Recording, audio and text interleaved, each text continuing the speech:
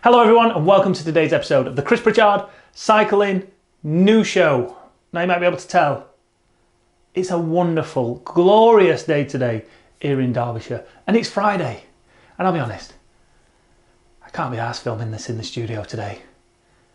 So for one day only, potentially more if you enjoy it, we're taking the Chris Pritchard Cycling News Show on tour. Boosh! Let's do this. First up in the news today, by far the luckiest or unluckiest cyclist in the world. Check this tweet out from James Hannaway.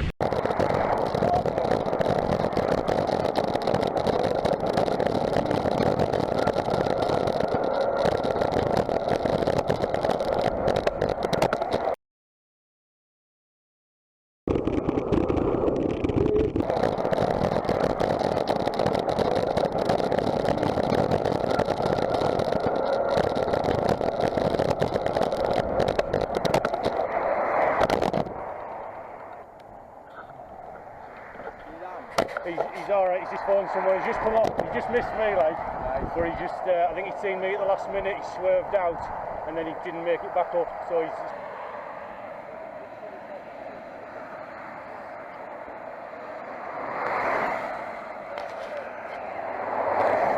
So what do you think, lucky or unlucky?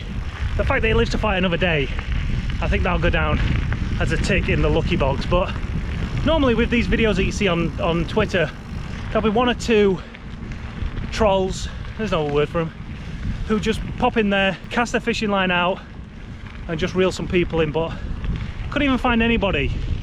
You know, those type of people that say, oh, cyclist's fault, was he wearing high vis, did he have any lights on, probably the cyclist's fault.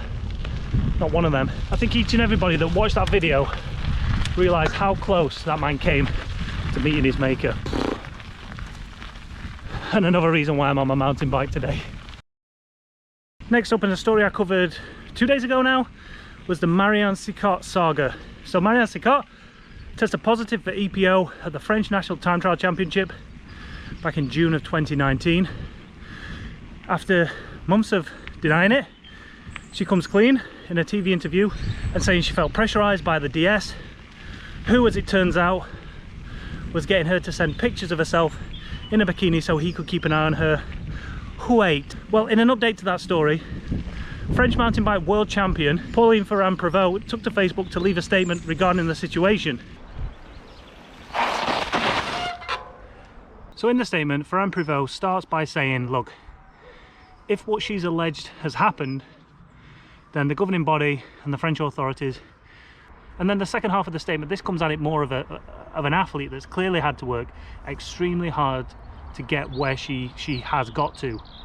And in this statement she basically says that at no point was a gun put to Marianne Sicot's head. She had to go through Googling it, buying it, working out the dosage, working out how to take it, going through that whole process. And you can't blame somebody else for that.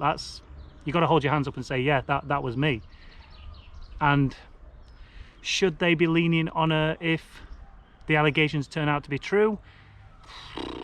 It's a tough one, because on one hand you've got a DS who that's wrong on so many levels. It's so many levels. But then on the other hand you've got her and her deceit. She cheated. And it's hard. You've got to take those allegations seriously. That's it, end of. However, it's hard not to think that they come slightly tainted when she denied her drug taking for so long. But I know, leave your comments down below. Do you think her punishment should be made more lenient if her allegations come out to be true? Or, top and bottom, she cheated, she had the choice not to, she could have turned away from the sport, she could have stopped in that instant. No matter how hard it is, there was always a choice to say, I don't want this. What you're doing is wrong, so I'm going to walk away, and I don't need to cheat. Leave them down below. Next up, and the steamroller that is Paris-Nice continues to roll on all the way through Paris down into Nice. However, it was announced today that stage 7 will be the last stage. They rolled out on stage 6 today. Many people thought it was going to be cancelled. They rolled out. Teams have pulled out of it, barring McLaren, were one of the first teams to pull out of it. Potentially more teams have, I don't know at the minute. Do know Richie Porte got dropped instantly from the peloton, so whether he pulled out, I don't know. The race is going on as we speak. However, stage 5 yesterday was a cracking stage, and it was heartbreak for Jan Tratnik as he'd stayed out in the break, and a lot of it on his own, for 220 kilometers. He was caught with 60 meters to go on the line. The winner in the end was Nicolo Bonifacio for Total Direct Energie, and I think their first win in the World Tour this year.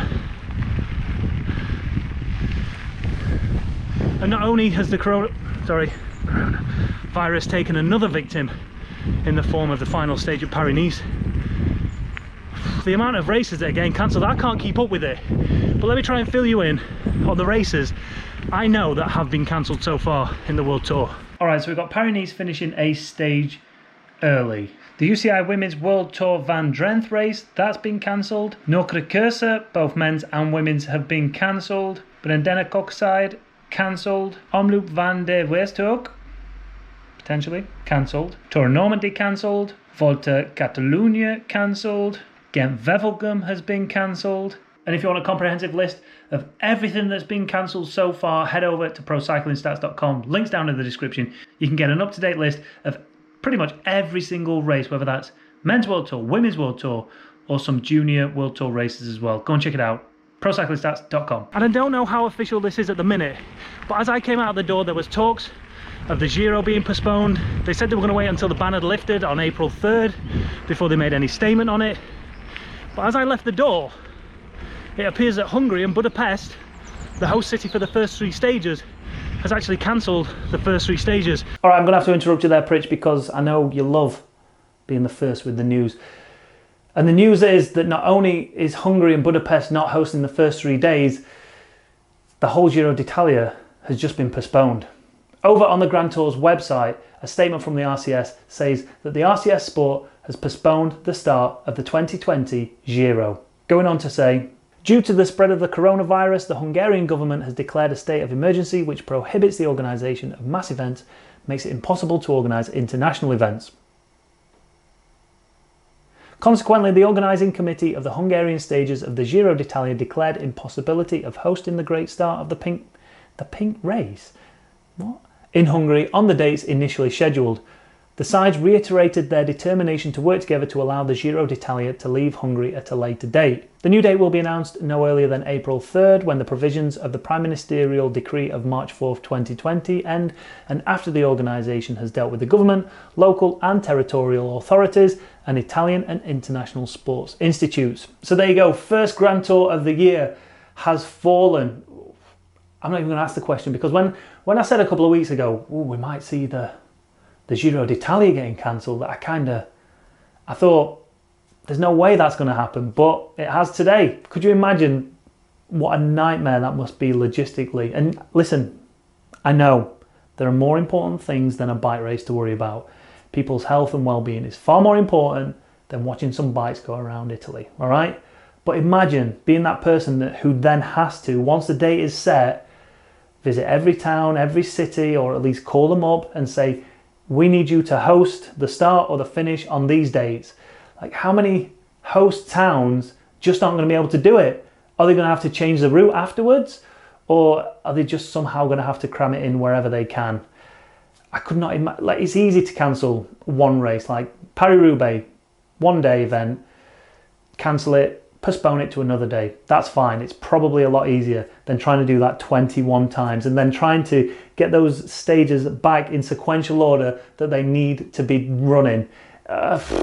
Nah, rather than me. But yeah, there you go. The Giro d'Italia has been postponed. What do you think to this? Is this the start of the end of the 2020 season, or has it already ended? Do we not think we're going to see any racing for the foreseeable future? And dare I say it, do you think we're going to see the Tour de France cancelled? Leave those comments down below and let's get back on with the show. Just as a side note, technically this video isn't sponsored, however I do have a very good relationship with Wahoo. This bloody Rome is amazing. Kind of an ad, but not an ad, officially. Next up, answers on a postcard to this one. How long is this next wheelie gonna last? Really work.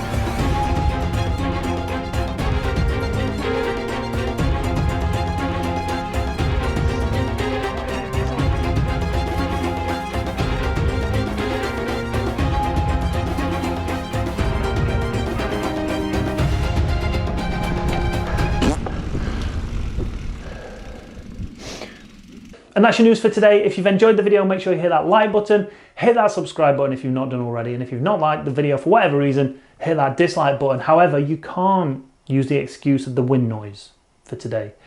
I went out on a whim this morning. I wanted to do something a little bit different. I wanted to get my exercise in as well. I thought that'd be the perfect way. Little did I know that it was a little more windy than I thought it was going to be. So apologies for that. If I do it again, I'll take some better equipment out.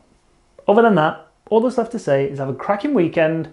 See you next week for some more amazing YouTube content. Probably the best you've ever seen. Have a good weekend. Take care. See you there. I'm Chris Pritchard. You're amazing. There's.